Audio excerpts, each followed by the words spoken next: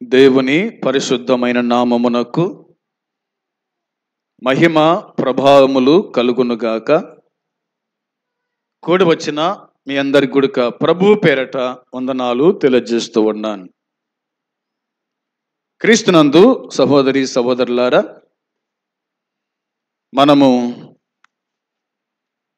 ఒక అంశాన్ని ప్రారంభం చేసుకున్నాం. ఆ అంశం పేరు మనం కూడా చెప్పుకున్నాం. అదేమిటంటే, మనము కలిగి ఉండవలసిన 7 విషయాలు. మనము కలిగి ఉండవలసిన 7 విషయాలు.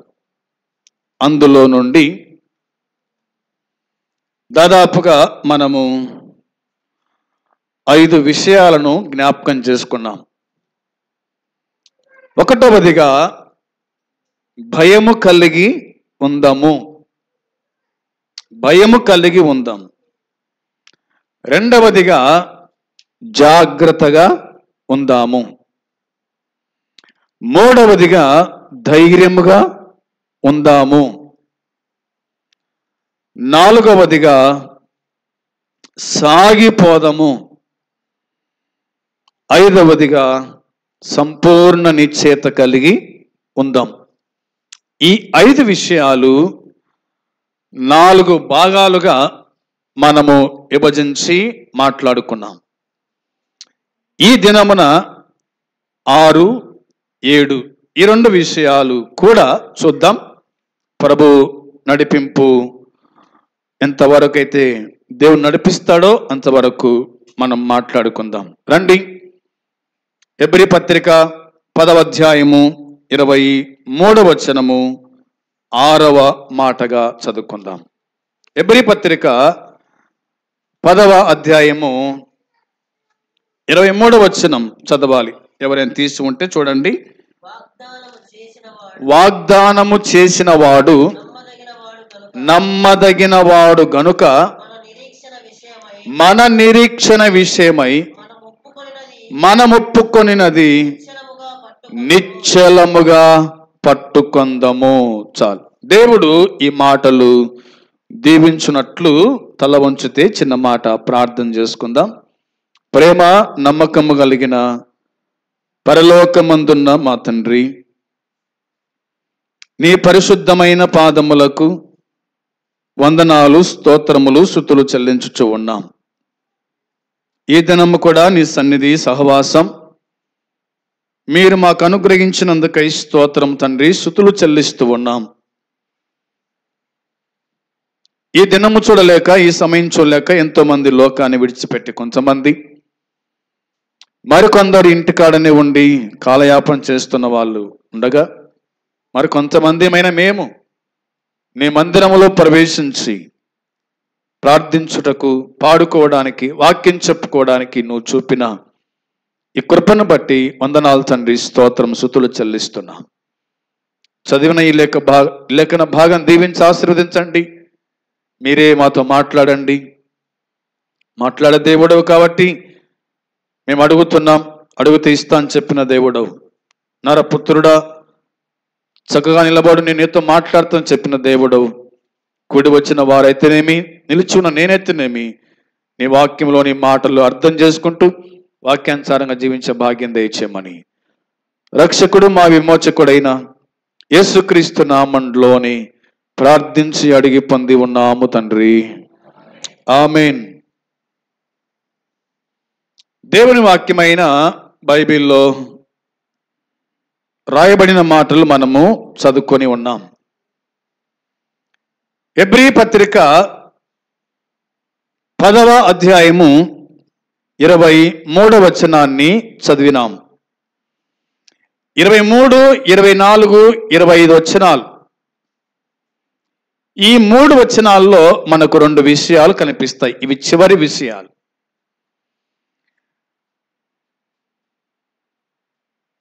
ఏమిటి ఈ చివరి విషయాలు అనగా,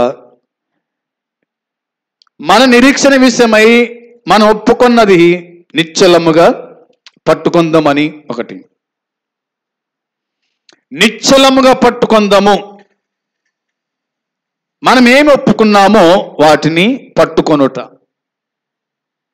మనము ఏమి కలిగి ఉన్నామో, మనము ఎవరిని కలిగి ఉన్నామో వారి యందు విశ్వాసం ఉంచుట, వారిని పట్టుకొనుట అన్నది దేవుని వాక్యం మనకు గుర్తు చేస్తూ ఉంది. అంతకంటే ముందుగా వాగ్దానము చేసిన వాడు నమ్మదగినవాడు. వాగ్దానము చేసిన వాడు నమ్మదగినవాడు. ఏం వాగ్దానం చేశాడు ఆయన మనకు? అబ్రహాముతో ఏం వాగ్దానం చేసినాడు? ఇస్సాకుతో ఏం వాగ్దానం చేసినాడు? యాకోబుతో ఏ వాగ్దానం చేసినాడు? దావీదుతో ఏ వాగ్దానం చేసినాడు? దానియేలు, మోసే,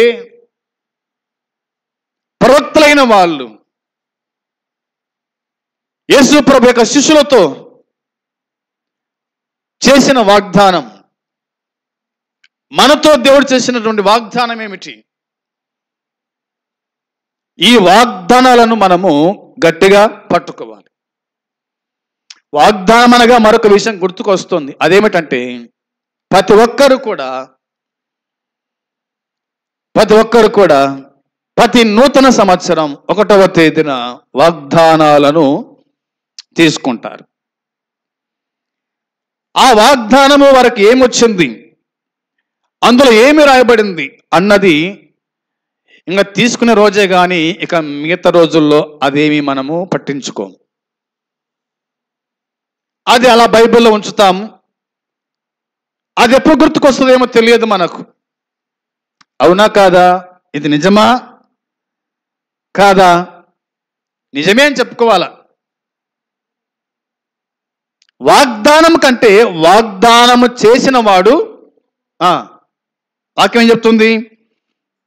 వాగ్దానము చేసిన వాడు, అది వాగ్దానము కంటే వాగ్దానము చేసిన వాడే నమ్మదగిన వాడు. ఆయన నమ్మదగిన వాడు అని దేవుని వాక్యం మనకు గుర్తు చేస్తూ ఉంది. ఈ నమ్మదగిన వాని గురించి కొన్ని మాటలు చూడండి. కొరింథీ మొదటి పత్రిక 1వ అధ్యాయం తీయాలి, చదవాలి. కొరింథీ మొదటి పత్రిక 1వ అధ్యాయము 9వ వచనం చూస్తారా? మన ప్రభు అయిన యేసుక్రీస్తు అను తన కుమారుని సహవాసమునకు మిమ్మును పిలిచిన దేవుడు నమ్మదగిన వాడు అనే మాట ఉంది. మన ప్రభు అయిన యేసుక్రీస్తు అను తన కుమారుని సహవాసమునకు మిమ్మును పిలిచిన దేవుడు నమ్మదగిన వాడు. పిలిచిన వాడు నమ్మదగిన వాడు, పిలువబడిన వాడు కూడా నమ్మదగిన వాడే. పిలిచినవాడు, దేవుడు మనం పిలిచినాడు. ఏమని పిలిచినాడు? అయినా ప్రయాసపడి భారం మోసుకొనుచున్న సమస్త జనులారా నా యొద్దకు రండి, నేను మీకు విశ్రాంతి ఇస్తా అని చెప్పినటువంటి వాడు. పిలిచిన వాడు. ఎందుకోసం పిలిచినాడు చెప్పాలి. ఎందుకోసం పిలిచినాడు? అయినా తన కుమారుని సహవాసమునకు అని ఉంది. అవునా? మన ప్రభు అయిన యేసుక్రీస్తు అను తన కుమారుని సహవాసమునకు పిలిచినాడు. ఎవరితో సహవాసం చేయాలా మనము? మన సహవాసం ఎవరితో? అన్యులతోనా? ప్రభు నమ్మిన వారితోనా? యేసుక్రీస్తుతోనికినా?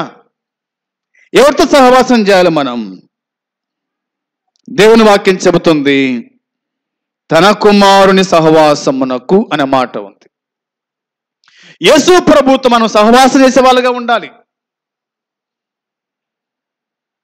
ఇక లోకములో చాలా మంది ఉన్నారు, స్నేహితులు ఉన్నారు, వారితో సహవాసం చేస్తూ ఉంటారు. అయితే వారి సహవాసము, వారితో సంబంధము, ఇవన్నీ కూడా నీకు మేలు కలిగించేవి కాదు, నీకు నష్టం కలిగించేవి కానీ నీకు మేలు కలిగించేటివి. లోక స్నేహము దేవునితో వైర్యం, లోక సహవాసం దేవునితో వైర్యం అని దేవుని వాక్యం చెప్తూ ఉంది. కాబట్టి మన ప్రభు అయిన యేసుక్రీస్తును తన కుమారుని సహవాసమునకు మిమ్మును పిలిచిన దేవుడు నమ్మదగిన వాడు పిలిచినాడు. దేవునితో సహవాసం చేయాలని, దేవునితో ఉండాలని, ఆయనతో కలిసి జీవించాలని, ఆయనతో నిరంతరం కూడా ఉండాలని ఆయన నిన్ను నన్ను పిలిచినాడు అన్నది ఎప్పటికీ మనము మర్చిపోకూడదు. యేసుతో సహవాసం చేస్తే, ప్రభుతో సహవాసం చేస్తే గనక ఆయన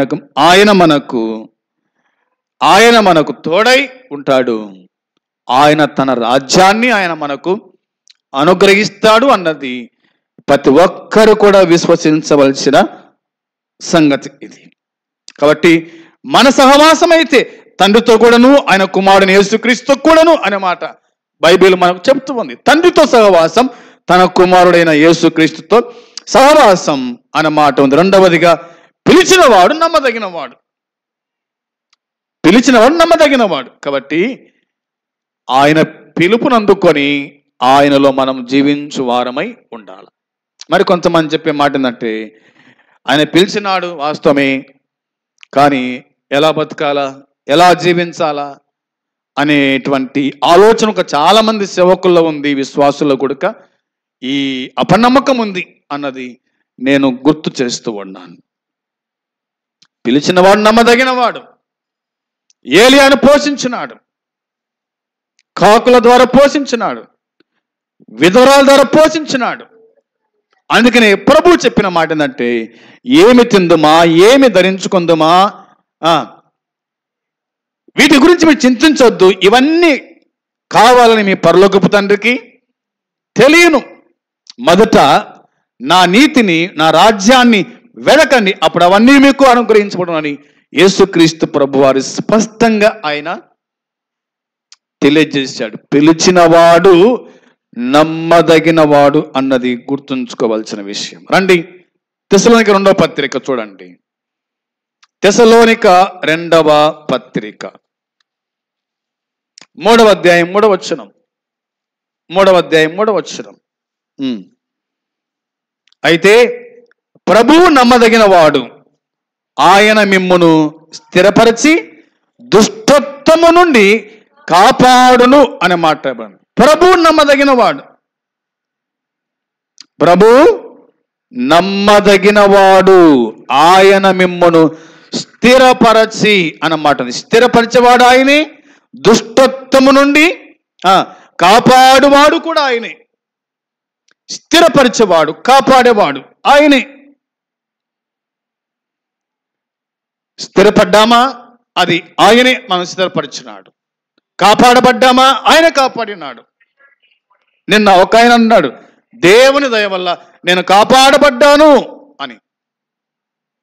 ఒక ఆయనది, దేవుని దయ వల్ల నేను కాపాడబడ్డాను అన్నమాట. నిజమే, మనము బతుకున్నామంటే మనము దేవుని చేత కాపాడబడినాము. ఆయన మనల్ని కాపాడినాడు, ఆయన మనల్ని స్థిరపరిచినాడు అనే మాట ఉంది. ఎందుకంటే ప్రభు నమ్మదగినవాడు, అంతే. ఆయన నమ్మదగినవాడు, కంటికి రెప్పలా కాపాడేవాడు, ఇశ్రాయేలును కాపాడే దేవుడు, కొనకడు నిద్రపోడని వాక్యం చెబుతుంది అన్నది మనకు అర్థమైన విషయం. ఇది ఆయన నమ్మదగినవాడు అన్నదానికి రుజువు. రండి చదువుకుందాం ఆ మాటను. చూడండి, ఎబ్రీ పత్రిక 10వ అధ్యాయము 23వ వచనంలో రాయబడిన మాట, గనుక అనే మాట ఉంది. గనుక మనము మన నిరీక్షణ విషయమై మనం ఒప్పుకున్నది నిశ్చలముగా పట్టుకొందము. మనం ఒప్పుకున్నది నిశ్చలముగా పట్టుకొందము అనే మాట బైబిల్ మనకు జ్ఞాపకం చేస్తూ ఉంది. ఏది పట్టుకోవాలంట? మనం ఏం ఒప్పుకున్నామో, ఆయన ఏమై ఉన్నాడో, ఆయన మనకి ఏం చేస్తా అన్నాడో, ఏది మనకి ఇస్తున్నాడో దాన్ని మనం ఏం చేయాలంట? నిశ్చలముగా పట్టుకుందాము. భక్తులైన వారు ఎంతమంది పట్టుకున్నారా లేదా?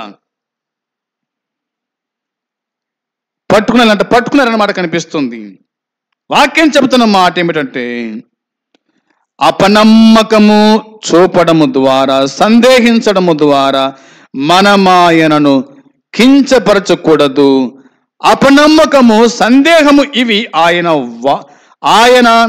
తన వాగ్దానాలు నిలబెట్టుకోవాలని భావించడంలో సమానమే కదా అనే మాట కనిపిస్తుంది. అందుకోసమే అపనమ్మకము, సందేహము విశ్వాస జీవితంలో ఎప్పటికీ ఉండకూడదు.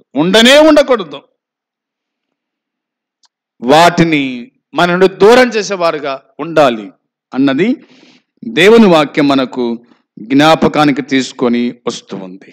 అందుకోసమే నిరీక్షింపబడు వాటి యొక్క నిజ స్వరూపం అన్నమాట. అబ్రహామును దేవుడు పిలిచినప్పుడు ఏమైనా సందేహించినాడా? అబ్రహామును దేవుడు పిలిచినప్పుడు సందేహించినాడా? ఏమి సందేహించలేదు. పిలిచిన వాడు నమ్మదగిన వాడని చెప్పేసి తన ఊరును, తన ఇంటిని, తన తండ్రి ఇంటిని, తన బంధువులను, స్నేహితులు అన్ని కూడా విడిచిపెట్టి తాను ఎన్నడూ ఎరగని దేశానికి, ప్రాంతానికి తాను బయలుదేరి వెళ్ళినాడు. అదే నిరీక్షణ అంటే. నిరీక్షణ ఆయన విడిపిస్తాడు, నిరీక్షణ ఆయన రక్షిస్తాడు, నిరీక్షణ ఆయన కాపాడుతాడు, నిరీక్షణ ఆయన తన రాజ్యానికి చేర్చుకుంటాడు. నిరీక్షణ అనేది కనిపిస్తుంది. మన నిరీక్షణ విషయమై మనం ఒప్పుకున్నది నిశ్చలముగా పట్టుకుందాం. ఏం పట్టుకోవాలా? 11వ అధ్యాయంలో మనం చూస్తే గనక, 13వ అధ్యాయంలో మనం చూస్తే గనక భక్తులైన వాళ్ళు ఎంతోమంది మనకు కనిపిస్తారు. వీళ్ళంతా కూడా నిరీక్షణ ఉంచిన వాళ్ళే అనే మాట కనిపిస్తూ ఉంది. మనకు అర్థం కావడానికి చూడండి, ఒక మాట చూపిస్తాను. 4వ అధ్యాయము, ఎబ్రీ పత్రిక 4వ అధ్యాయము 14వ వచనం చూడాలి. 4:14లో రాయబడిన మాట, ఆకాశ మండలము గుండా వెళ్ళిన దేవుని కుమారుడైన యేసు అను గొప్ప ప్రధాన యాజకుడు మనకు ఉన్నాడు గనుక మనము ఒప్పుకొనిన దానిని గట్టిగా పట్టుకుందాము. మనం ఒప్పుకున్న దాన్ని గట్టిగా పట్టుకుందాం. యేసు గొప్ప ప్రధాన యాజకుడు అని రాయబడింది. యేసు గొప్ప ప్రధాన యాజకుడు అనే మాట కనిపిస్తుంది. మనం ఒప్పుకున్న దాన్ని, ఆకాశ మండలము గుండా వెళ్ళిన దేవుని కుమారుడైన యేసు అను గొప్ప ప్రధాన యాజకుడు మనకున్నాడు గనుక మనం ఒప్పుకున్న దాన్ని గట్టిగా పట్టుకుందాం. గట్టిగా పట్టుకొనుట అన్నది దేవుని వాక్యం మనకు చెప్తున్నమాట. ఏం ఒప్పుకున్నామో దాన్ని గట్టిగా పట్టుకోవాలి. యేసు దేవుడిని ఒప్పుకున్నామా? ఆయన రక్షించగలడని ఒప్పుకున్నామా? మనం చనిపోతే ఆయన రాజ్యంలో ఉండగలమని ఒప్పుకున్నామా? ఇవన్నీ కూడా మనం ఏం చేయాలంటే గట్టిగా పట్టుకోవాలి. శ్రమ వచ్చినా, బాధ వచ్చినా, హింస వచ్చినా, కష్టం వచ్చినా, కరువు అయినా, ఏదైనా కానీ మనల్ని క్రీస్తు నుండి ఎడబాటు చేయకుండా మనం ఏం ఒప్పుకున్నామో వాటిని గట్టిగా పట్టుకునే వారుగా ఉండాలని దేవుని వాక్యం మనకు జ్ఞాపకం చేస్తూ ఉంది. 6వ అధ్యాయం 16వ వచనం చూడండి. ఎబ్రీ పత్రిక 6వ అధ్యాయం 16వ వచనంలో రాయబడిన మాట, మనుషులు తనకంటే గొప్పవాని తోడు అని ప్రమాణము చేతురు, వారి ప్రతి వివాదముతోనూ వివాదాంశమును పరిష్కారము చేయనది ప్రమాణమే. ప్రమాణమే ఏది పరిష్కారం చేస్తుందట? ప్రమాణమే పరిష్కారము చేస్తూ ఉంది. ప్రమాణం పరిష్కారం చేస్తూ ఉంది. ఈనాడు ప్రమాణము పరిష్కారము చేయడం లేదు. చాలా మంది ప్రమాణం చేస్తూ ఉన్నారు. ఎమ్మెల్యేలు ప్రమాణం చేస్తున్నారు, ఎంపీలు ప్రమాణం చేస్తున్నారు, అధిపతులేమి, అధికారులేమి ప్రమాణం చేస్తూ ఉన్నారు. ఆ ప్రకారంగా జీవించడం లేదు మరికొంతమంది. అదేవిధంగా భార్య భర్తలకు ఏం చేస్తున్నారు? ప్రమాణము చేస్తూ ఉన్నారు, కానీ ప్రమాణానికి తగినట్టుగా జీవించడము లేదు అని చెప్పుకోవాలి. కొందరు మాత్రమే ప్రమాణానికి కట్టుబడ్డారు, మరికొంతమంది దాన్ని విడిచిపెట్టేసినారు. దేవుని వాక్యం చెబుతున్నమాట, మనుషులు తమ కంటే గొప్పవాని తోడని ప్రమాణము చేస్తారు. ప్రమాణం చేస్తారు. వారి ప్రతి వివాదములో రాయబడిన మాట, వివాదాంశమును పరిష్కారము చేయండి ప్రమాణమే, పరిష్కారము చేయునది ప్రమాణమే, ప్రమాణమే అన్నమాట వ్రాయబడింది. ఇక మనం చూస్తే ఇంక చూడండి 17-18 కూడా మనం చదవగా రాయబడిన మాట, ఈ విధంగా దేవుడు తన సంకల్పము నిశ్చలమైనదని ఆ వాగ్దానముకు వారసులైన వారి మరి నిశ్చయముగా కనపరచవలనని ఉద్దేశించిన వాడై తాను అబద్ధమాడజాలని నిశ్చలమైన 2 సంగతులను బట్టి మన ఎదుట ఉంచబడిన నిరీక్షణను చేపట్టుటకు శరణాగతులమైన మనకు బలమైన ధైర్యం కలుగునట్లు ప్రమాణము చేసి వాగ్దానము దృఢపరచెను. ప్రమాణము చేసి వాగ్దానము దృఢపరిచినట్టుగా దేవుని వాక్యం గుర్తు చేస్తూ ఉంది. 17-18 రాయబడిన మాట మనం చదివి ఉన్నాం. వాక్యం చెబుతున్నమాట, దేవుడు తన సంకల్పం నిశ్చలమైనదని ఆ వాగ్దానమునకు వారసులైన వారికి, మనమందరం కూడా వాగ్దానమునకు వారసులమై ఉన్నాం. అబ్రహాముతో సహా, ఏ బేలుతో సహా భక్తులైన వారందరికీ వాగ్దానమునకు వారసులు అయిన వాళ్ళే. కాబట్టి మరీ నిశ్చయముగా కనపరచవలనని ఉద్దేశించిన వాడై తాను అబద్ధమాడజాలని నిశ్చలమైన 2 సంగతులను బట్టి అన్నమాట ఉంది. ఆయన అబద్ధమాడని దేవుడు, అబద్ధమాడజాలని దేవుడు. దేవుడు అబద్ధికుడా? దేవుడు అబద్ధం ఆడతాడా? అబద్ధం ఆడితే కనుక ఆయనకి ఏమవుతాడు? అబద్ధికుడే కదా, లేదా ఆయన మనవలే మనిషే కదా.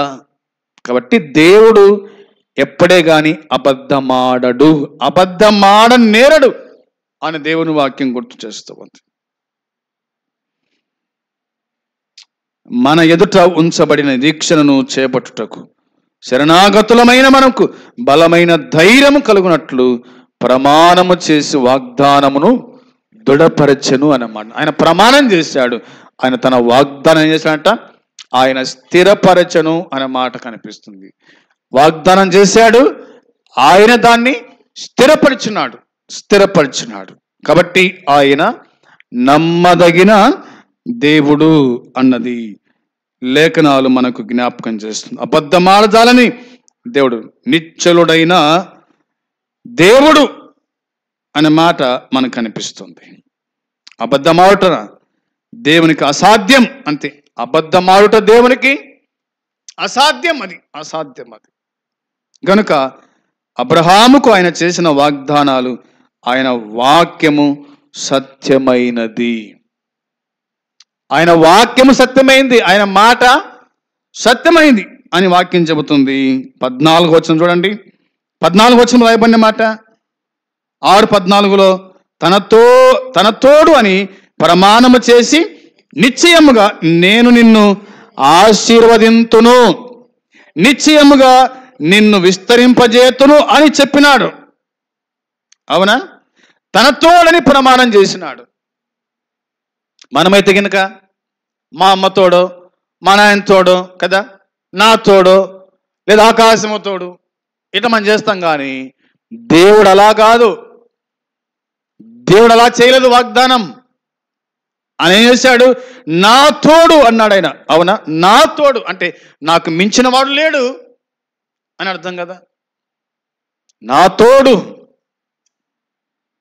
అని ప్రమాణము చేసి, నా తోడు అని ప్రమాణం చేసి, నిశ్చయముగా నేను నిన్ను ఆశీర్వదింతును అన్నాడు.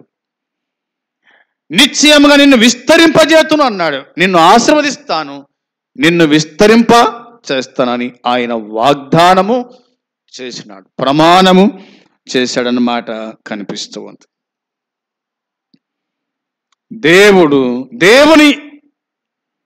దేవుడు చేసిన వాగ్దానం, ఆయన అదే విధంగా వాగ్దానం ఆయన స్థిరపరిచినాడు. అవునా? అబ్రహామునకు దేవుడు కుమారుని అనుగ్రహించినాడు, ఇస్సాకును.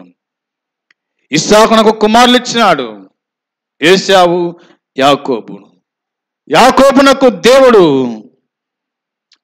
12 మంది కుమారులను ఇచ్చినాడు. వారి ద్వారా వేల మంది, అవునా? సముద్రపు ఇసుక ఎంతుందో ఎవరు లెక్క పెట్టగలుగుతారు? ఆకాశంలో చూడగా చుక్కలు, నక్షత్రాలు ఎన్నున్నాయో ఎవరు లెక్క పెట్టగలుగుతారు? అంత విస్తారమైనటువంటి జనాభాను దేవుడు అబ్రహామునకు అనుగ్రహించినాడు. కాబట్టి నేను అబ్రహాము దేవుడను, నేను ఇస్సాకు దేవుడను, నేను యాకోబు దేవుడను అని ఆయన పిలిపించుకున్నాడు. అందుకోసమే బైబిల్ చెప్తున్న మాట, నిశ్చలముగా పట్టుకుందాం. అబ్రహాము నిరీక్షణ ఉంచినాడు. కలగబో యొక్క మహిమ కోసమై, రాజ్యం కోసమై నిరీక్షణ గలవాడై, కుమారుని కోసమై నిరీక్షణ గలవాడై, దేవుని రాజ్యం కోసమై నిరీక్షణ గలవాడై జీవించినట్టుగా దేవుని వాక్యం చెబుతుంది. కాబట్టి ఈనాడు విశ్వాసులందరికీ తండ్రి అని పిలిపించుకునే కృప తనకు దొరికింది. విశ్వాసులకు అందరికి తండ్రి ఎవరు? అబ్రహామే. అందుకనే ధనవంతుడు తండ్రి అయిన అబ్రహామా అని పిలిచినాడు. నరకంలో ఉండి కొడుక అబ్రహాం అన్నాడు, ఏమి నా కుమారుడా అని అన్నాడు. అవునా? కుమారుడా, నీవు నీ జీవిత కాలం అంతయు నీకు ఇష్టం వచ్చినట్టు సుఖము అనుభవించినావు. కుమారుడా, వాగ్దానము చేసిన వాడు నమ్మదగిన వాడు గనుక మన నిరీక్షణ విషయమై మనం ఒప్పుకున్న దాన్ని నిశ్చలముగా పట్టుకుందాం, గట్టిగా పట్టుకుందాం. పడిపోతారేమో జాగ్రత్త, చెడిపోతారేమో జాగ్రత్త, లోకంలో కలిసిపోతారేమో జాగ్రత్త. మనం దేని కలిగి ఉన్నామో దాన్ని పట్టుకున్నట. మనం ఆయన పట్టుకుంటే చాలు, ఆయన తనతో తన రాజ్యానికి తీసుకొని వెళ్తాడు. యేసు, నీవు నీ రాజ్యంతో వచ్చినప్పుడు నన్ను జ్ఞాపకం చేసుకో అన్నాడు దొంగ. ప్రభు అన్నాడు, నేడే నీవు నాతో కూడా పరదైసులో ఉండు. మాట ఇచ్చినవాడు నెరవేర్చేవాడు. ఆయన ఎప్పటికీ మాట తప్పాడు, నెరవేర్చేవాడు సంగతి మనం గుర్తుంచుకుందాం. 6వదిగా నిశ్చలముగా పట్టుకుందాము అనే మాట. నేను ముగిస్తున్నాను. జాగ్రత్తగా మనం ఏం కలిగి ఉన్నామో, మనం ఏం ఒప్పుకున్నామో వాటిని ఖచ్చితంగా మనం పట్టుకునే వారుగా ఉండాలి అన్నది దేవుని వాక్యం చెబుతుంది. ప్రభు అయిన యేసుక్రీస్తు నిన్ను నన్ను ప్రేమించి తన ప్రాణమే దారపోశాడు, మరణించాడు, సమాధించబడి తిరిగి లేచినాడు, గొప్ప రక్షణ మనకు అనుగ్రహించినాడు. ఈ రక్షణ తుదమట్టుకు కాపాడుకునే వారుగా ఉండాలి. మన పవిత్ర జీవితం, పరిశుద్ధ జీవితం స్థిరం వరకు లేదా చివరి వరకు మనం కాపాడుకునే వారుగా ఉండాలని వాక్యం చెబుతుంది. ఆ విధంగా ఉండడానికి దేవుడే మనకు సహాయము చేయునుగాక. ఆమేన్. ప్రార్థన చేద్దాం. పరలోకమందున్న మా తండ్రి, నీ పరిశుద్ధమైన పాదములకునైనా వందనాలు, స్తోత్రములు, స్తుతులు చెల్లించుకుంటున్నాం. 2 ఆరాధనలు క్రమంగా మర్యాదగా జరిగించినందుకు ఈ స్తోత్రము, స్తుతులు చెల్లిస్తున్నాం. దేవా, ఈ దినమున విన్న ఈ లేఖన భాగం దీవించి ఆశీర్వదించండి. మేము ఏం కలిగి ఉన్నామో, మేము ఏం పొందబోతున్నామో, మేము ఏం ఒప్పుకున్నామో వాటిని నిశ్చయముగా పట్టుకునే భాగ్యము మాకు దయచేతండి. కృప చూపించి కాపాడు తండ్రి. జ్ఞాపకం చేసుకోమని స్తుతులు చెల్లిస్తూ ఉన్నాం. కూడి వచ్చిన వారందరిని దీవించి ఆశీర్వదించండి. వారి కుటుంబాలను జ్ఞాపకం చేసుకోండి, వారి పిల్లలను జ్ఞాపకం చేసుకోండి. లోకానికి దూరంగా, పాపానికి దూరంగా జీవించుటకు నీ కృపా మెండుగా అనుగ్రహించి దర్శించి సహాయం చేయమని, మీ దీవెన కాపుదల ఉంచి నడిపించుమని యేసుక్రీస్తు నామములో ప్రార్థించి అడిగి స్తుతించి పొంది ఉన్నాము తండ్రి. ఆమేన్. పరలోకమందున తండ్రి ప్రేమ, ప్రభు అయిన యేసుక్రీస్తు కృప, పరిశుద్ధాత్మ సన్నిధి సహవాసం చేరవచ్చిన మనకు సకల పరిశుద్ధులకు ఇప్పుడు ఎల్లప్పుడు సదాకాలము తోడై ఉండునుగాక. ఆమేన్. అందరికీ వందనాలు.